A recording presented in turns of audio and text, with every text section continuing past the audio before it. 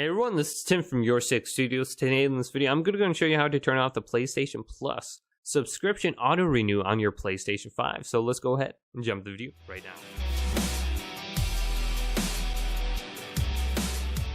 So to turn off auto renew, let's go to settings right here and select this and go down to users and accounts. Now under accounts, let's go over to the right and go to payment and subscriptions.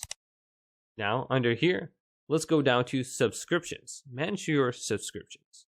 Now choose PlayStation Plus. Now under here, it's going to be a little bit confusing. In the past, it would clearly say turn on or turn off auto renew. It no longer says that. So it just gives you like a next payment date.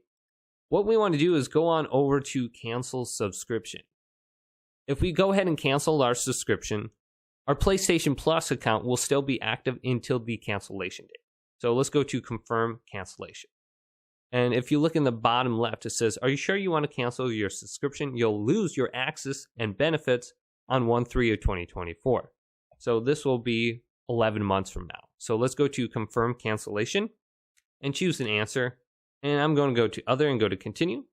And here it clearly says on the center of the screen, your PlayStation Plus will be canceled on this date. So let's go to OK. Now let's go to this screen. It says reactivate subscription.